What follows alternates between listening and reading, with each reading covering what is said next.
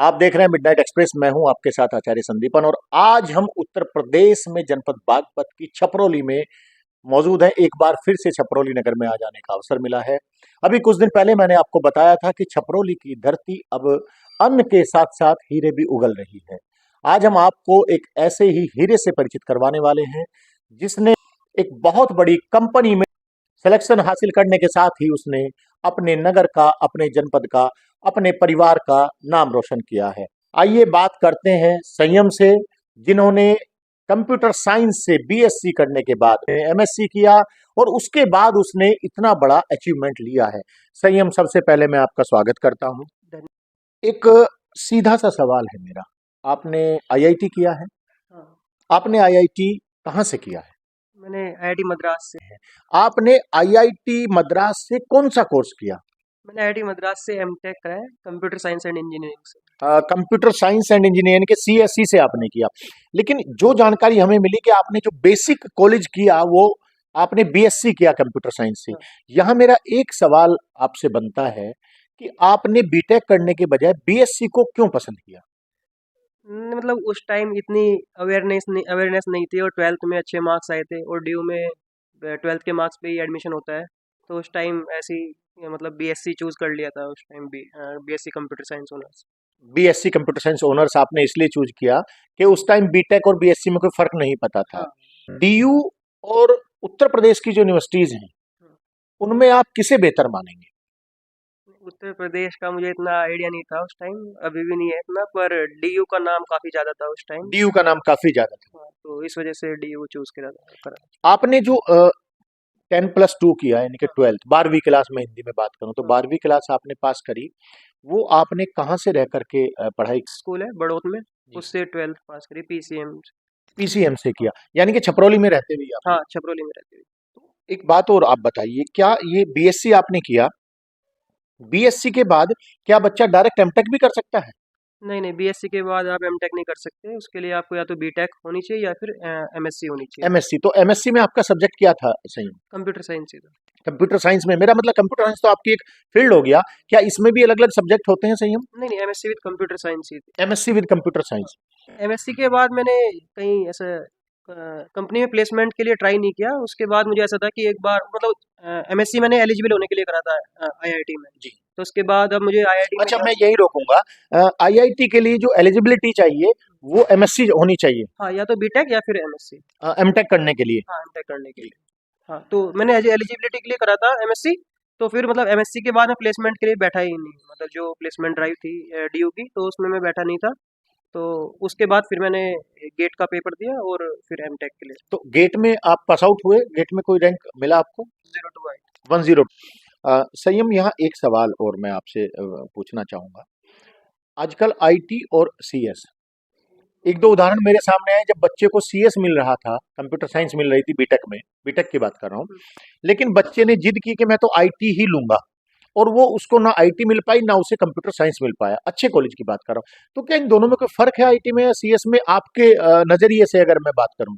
नहीं, जहाँ तक मुझे पता है कोई भी फर्क नहीं है, कंप्यूटर साइंस इनफैक्ट बेटर ही है मेरे हिसाब से, तो कोई कंप्यूटर साइंस बेटर है। कोई फर्क नहीं है जी। दोनों में। संयम, आईआईटी से आपने एमटेक किया, हाँ। एमटेक कंप्लीट कर लिया आपने, आपको प्रयास करना पड़ा जॉब के लिए या कंपनी आपके पास आ गई? नहीं, जैसे आईआईटी में प्लेसमेंट ड्राइव होती है कि जी। पहले आप सारे ऑनलाइन असेसमेंट देते हो, फिर 1 तारीख से वहाँ पर सभी आईआईटीज में स्टैंडर्ड है, जितने भी जी। आईआईटीज हैं कि 1 दिसंबर से प्लेसमेंट ड्राइव स्टार्ट होती है, तो वही नॉर्मल प्रोसेस चला, जो भी 1 दिसंबर से मैं प्लेसमेंट ड्राइव में बैठा। आपकी मर्जी थी कि आप किस कंपनी को चूज हाँ। करें, कहाँ पे ज्वाइन करें? हाँ, वो मेरी चॉइस थी कि मैं किस जी। कंपनी को चूज तो करूँ। अभी आपने किस कंपनी को प्रायोरिटी पे रखा? अभी एएमडी को चूज। अच्छा, एएमडी। मैं समझता हूं कि पहले जो ये प्रोसेसर बनाती है कंपनी, हाँ, प्रोसेसर। इंटेल कंपनी जो सबसे बड़ी थी, हाँ। इंटेल का ही नाम आता था प्रोसेसर के मामले में। एएमडी ने बहुत तेजी से प्रोग्रेस की, बहुत तेजी से एएमडी आगे बढ़ी, और आज जो लैपटॉप्स आ रहे हैं, कंप्यूटर्स आ रहे हैं, उनमें जो प्रोसेसर हैं वो अधिकतर जो है तो एएमडी के आ रहे हाँ, नहीं, एएमडी के भी, और एक एनवीडिया भी कंपनी है, एनवीडिया का मार्केट शेयर भी काफी हैं। ज्यादा है। एनवीडिया का मार्केट शेयर भी काफी अच्छा है, लेकिन एएमडी बहुत तेजी से प्रोग्रेस कर हाँ, रहे हैं। प्रोग्रेस फिलहाल प्रोग्रेस कर रही है, काफी सर्वर साइड पे भी काम करती है। संयम, एक बात और मुझे बताइए, आप डीयू में आपने स्टडी करी बीएससी की, सीएस की, हाँ। तो जाहिर सी बात है आप दिल्ली हॉस्टल में रहे होंगे। नहीं, वहाँ पे मैं पीजी पे रहता था, दिल्ली यूनिवर्सिटी में।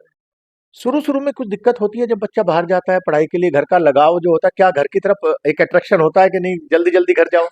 हाँ, नहीं वो तो मैं हर फ्राइडे को, जैसे वीकेंड की छुट्टी होती थी तो फ्राइडे को आ जाता था अच्छा, घर मन पे। नहीं लगता था मतलब दिल्ली? हाँ, नहीं घर के पास ही, घर में ही ज़्यादा मन लगता है। घर में ज्यादा मन लगता तो था। फ्राइडे को आ जाता था और फिर मंडे को दोबारा चला जाता था। संयम, एक बहुत बड़ा सवाल आज खड़ा हो रहा है। कोटा, कोटा देश का एक हब बन चुका है, और ये सवाल आज से नहीं खड़ा है, ये सवाल तब से खड़ा है जब से कई बच्चों ने वहां जो है प्रेशर में आकर के सुसाइड हुँ, किया है। क्योंकि कहते हैं कि हर किसी को मुकम्मल जहां नहीं मिलता, किसी को जमी तो किसी को आसमान नहीं मिलता। कई सारे बच्चों ने वहां सुसाइड किया। हुँ। क्या मानते हैं कि स्टूडेंट के ऊपर एक प्रेशर होता है स्टडी के दौरान, परिवार का, समाज का, कि उसे कुछ करके ही दिखाना है? आप इससे कितना सहमत हैं? हाँ, नहीं प्रेशर तो काफ़ी होता है बच्चों के ऊपर कि मतलब एक्सपेक्टेशंस तो होती है घर वालों की, एक्सपेक्टेशंस होती हैं। तो उसका प्रेशर तो रहता ही है। संयम, आप से अगर मैं कहूं कि आप इस बारे में क्या कहना चाहेंगे कि बच्चों के ऊपर से प्रेशर रिलीज हो या प्रेशर हो ही ना, इतना के, क्योंकि देखिए ऐसा होता है कि माँ बाप बहुत पैसा खर्च करके बच्चों को कोचिंग में भेजते हैं। आजकल कोचिंग वो 1000, 2000, 4000 वाली नहीं है, आज लाखों रुपया खर्च होता है, रहने में भी लाखों रुपया खर्च होता है साल में। तो क्या संभव है कि बच्चों के ऊपर प्रेशर ना रहे? नहीं, ये प्रेशर तो रहेगा पर बात ये है कि बच्चे डील कैसे कर पाते हैं उस प्रेशर से, मैं मतलब आपका अनुभव जानना चाह रहा हूँ इस मामले हाँ, मतलब कि आप घर वालों से बात करते रहे, उनसे जैसे उनके साथ शेयर करते रहे क्या चल रहा है आपकी लाइफ में, मतलब छुपाए ना। अगर आप छुपाएंगे तो फिर वो बिल्डअप होके ज़्यादा हो जाएगा एक साथ। अगर आप एक साथ इतना प्रेशर नहीं हैंडल कर पा रहे तो शेयर करिए, मतलब फ्रेंड्स के साथ, फैमिली के साथ, किसी के साथ भी, जिसके साथ भी आप कंफर्टेबल है शेयर करने में, में। मतलब रिजर्व ना बने एकदम से। रिजर्व ना बने और पाइल अप ना हो ज़्यादा, जी। और आप उसे धीरे धीरे, मतलब जो भी हो रहा है शेयर जी। करते रहे किसी ना किसी के साथ, किसी भी अच्छे दोस्त के साथ, तो जी। आपको गाइड करता रहेगा, एडवाइस देता रहेगा, आपका सपोर्ट बनेगा। संयम, मैं अब पढ़ाई के घंटों पर आता हूँ। आपका जो स्टडी टाइम था, उसे आपने किस तरीके से डिवाइड किया था? मतलब प्लेसमेंट की तैयारी के लिए आप पूछ रहे हैं? नहीं नहीं, मैं प्लेसमेंट की तैयारी के लिए, मैं सबसे पहले आईआईटी की तैयारी के लिए मैं पूछ रहा तो जब मैं वहाँ पे गया था तो फर्स्ट सेमेस्टर काफ़ी हेक्टिक था, काफ़ी सारे प्रोजेक्ट्स थे। मतलब जैसे डेली डीयू में होता है, डीयू में ऐसा नहीं होता कि डेडलाइंस होती हैं, पर वहाँ पे ऐसा था कि एक प्रोजेक्ट मिला, उसकी डेडलाइन है, फिर दूसरे सब्जेक्ट का प्रोजेक्ट मिल गया आपको। तो वही कि मैंने प्रायोरिटी के हिसाब से उसे सॉर्ट करा कि जो जिसकी ज़्यादा प्रायोरिटी है पहले उस पर हूँ। ध्यान दिया। और फर्स्ट सेमेस्टर जब निकल गया तो फिर तो यूज टू हो गया मैं उसके बाद। और बात प्लेसमेंट की तैयारी की करें तो इंटरव्यूज, क्योंकि वहां पे तो इंटरव्यू बेस्ड सिलेक्शन होता है, या रिटन वगैरह भी लेती है कंपनी? हाँ, नहीं पहले रिटर्न टेस्ट होते हैं, ऑनलाइन असेसमेंट, जी। और उसके बाद जब उसमें शॉर्ट लिस्ट आती है कि कौन कौन शॉर्ट लिस्ट हुआ, उसके बाद फिर इंटरव्यूज होते हैं। तो आपने प्लेसमेंट को लेकर के किस तरह की तैयारी की थी और किस तरीके से की थी? प्लेसमेंट के रिलेटेड दो तीन चीज़ें, एक तो डीएसए होती है, डेटा स्ट्रक्चर एंड एल्गोरिथम्स, तो कोडिंग वगैरह मतलब, तो कोडिंग वगैरह की तैयारी मैंने ऑनलाइन ही करी। ड्राइवर की शीट होती है और यूट्यूब पे कई सारे रिसोर्सेज हैं। फिर सिस्टम डिज़ाइन होता है और सी प्लस प्लस होती है, ऊप्स के कॉन्सेप्ट्स होते जी। हैं। तो ये सब मैंने जनरली यूट्यूब से, और एक जीएफजी पे एक सीआईपी करके कोर्स होता है वो ले रखा था मैंने। तो उन सभी से, मतलब ऑनलाइन रिसोर्सेज से ही तैयारी करी तैयारी। सारी। सही है। आजकल बड़ा क्रेज है यूपीएससी की तरफ, स्टूडेंट्स का, युवा जो हमारा है उसे पावर चाहिए, और पावर यूपीएससी देती है, वो भी सिविल सर्विसेज देती है। कभी आपके माइंड में नहीं आया कि आप भी सिविल सर्विसेज की तरफ बढ़े, यूपीएससी की तरफ बढ़े, आईएएस बने, आईपीएस बने? नहीं कर रहा है ना मेरा भाई एक अच्छा एक ब्रदर, देखिए बराबर में बैठे हैं भाई, जो है वो तैयारी कर रहे हैं जी, तो आपने भी कभी सोचा? नहीं सोचा था इनिशियली, पर वो मुझे मुझे अपने इंटरेस्ट का फील्ड नहीं लगा, मतलब लॉजिकल इतना नहीं लगा, क्योंकि इसमें थोड़ा, मतलब थोड़ा याद भी रखना पड़ता है चीज़ों को, तो मेरा उस डायरेक्शन में इतना मन नहीं था, मन तो नहीं था। इसीलिए मैंने कंप्यूटर साइंस की तरफ ज़्यादा मन था, तो मैं इस वाली फील्ड में आया। अच्छा, पापा जैसे आपके बैठे हैं, बड़े नामी सर्राफ हैं छपरौली के, और बड़े सामाजिक भी हैं, बहुत सम्मानित हैं, और बहुत ही काइंड हार्ट हैं। कई मामले ऐसे आए हैं समाज सेवा के जहां इन्होंने खुले दिल से जो है समाज में अपनी भागीदारी सुनिश्चित करी। कभी कहा कि संयम चलो दुकान पे बैठो, मैं खाना खाऊं, या फिर 1-2 घंटे के लिए इधर उधर जाना है समाज की मीटिंग में, और आपको दुकान पे बैठा दिया हो? नहीं, मुझे कभी नहीं बैठा है ना, मन तो फिर भी बैठ जाता है कभी कभी, पर मेरा कभी मन नहीं लगता दुकान पे बैठने जी। का, तो मुझे उन्होंने कहते भी नहीं कभी। कभी कहते नहीं। अच्छा, अब बहुत शॉर्ट में मैं चाहूंगा कि आप युवाओं के लिए एक मैसेज अपनी तरफ से दें, क्योंकि आप आज सफल हैं, तो समाज में और भी युवा प्रयासरत हैं, वो भी मोटिवेट आपकी वजह से या आपके शब्दों से उन्हें मोटिवेशन मिले। ये कि अपने दिमाग में गोल रखे कि आपको करना क्या है और उसकी तरफ पूरी मेहनत करते रहिए और एक ना एक दिन मेहनत जरूर सफल होगी।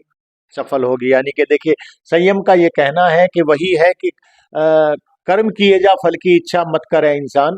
तो कर्म करना धर्म है कि कर्म किए जाओ और एक ना एक दिन मेहनत जरूर सफल होगी, भगवान जरूर उसका परिणाम देंगे। तो चलिए संयम के साथ साथ अब उनकी माता जी बराबर में बैठी हुई हैं, उनसे भी जरा बात कर लेते हैं। जी, बेटे ने बहुत बड़ा अचीवमेंट लिया है, प्राइवेट सेक्टर की टॉप कंपनी, मल्टीनेशनल कंपनी है, तो कैसा लग रहा है आपको? बहुत अच्छा लग रहा है। अच्छा लग रहा है। नाम जरा बता दीजिए हमारे दर्शकों को। दीपा जैन। दीपा जी। दीपा जी, आपके बेटे हैं, दो बेटी नहीं है। कभी आपने कहा बेटे को, संयम को, जब यहाँ रहता था, रोटी बनवा दो जरा या कपड़े धुलवा दो? वो तो पूरा काम करता है जी। पूरा काम करता है। अच्छा, संयम जो है मम्मी का हाथ बटाते थे? हाँ नहीं, जब भी थोड़ा बहुत जितना जो भी हो सकता था। जी जी जी। तो छोटा बेटा जो है, क्या नाम है भाई का? नमन जी। नमन। नमन यूपीएससी की तैयारी कर रहे हैं। जी। कितनी उम्मीद है कि सफल होंगे? देखिए वही प्रेशर वाली बात अब आ जाती है, एक्सपेक्टेशंस वाली सवाल मैंने किया था ये। प्रेशर नहीं है लेकिन पूरी उम्मीद है। पूरी उम्मीद है। देखिए ये बहुत सुंदर आंसर है, बहुत प्यारा सा उत्तर है कि प्रेशर बिल्कुल नहीं है और उम्मीद है, लेकिन बच्चे के ऊपर प्रेशर रहेगा, एक्सपेक्टेशंस बढ़ेंगे परिवार की, तो बच्चा दबाव में आ जाएगा। तो चलिए अब बैठे हैं संयम के पिताजी राजीव जैन, जिन्हें बोबी भी कहते हैं, यहाँ के नामी सर्राफ हैं। जी राजीव जी, बड़ी मुस्कुराहट है चेहरे पर। बेटा जो है सेलेक्ट हुआ है एएमडी में। अब देखिए मेरे ख्याल से पैकेज तो आप भी नहीं खोलना चाहेंगे। पैकेज की देखो कोई चिंता नहीं है, लेकिन सबसे खुशी देखो जब बच्चा तरक्की करता है तो सबसे ज्यादा खुशी माँ बाप को होती है। अच्छा पैकेज लगाए देखो। अच्छा पैकेज लगा है। तो राजीव भाई, एक चीज बताइए, कंपनी आपके बेटे को आउट ऑफ इंडिया भेजती है तो क्या आप एग्री करेंगे इस बात के लिए? ना तो बिल्कुल भी 1% भी मेरा विचार बाहर भेजने का है, ना मेरे बेटे का भी विचार बाहर हमसे अलग होने का, कोई से भी बेटे का नहीं। संयम आपका क्या कहना है?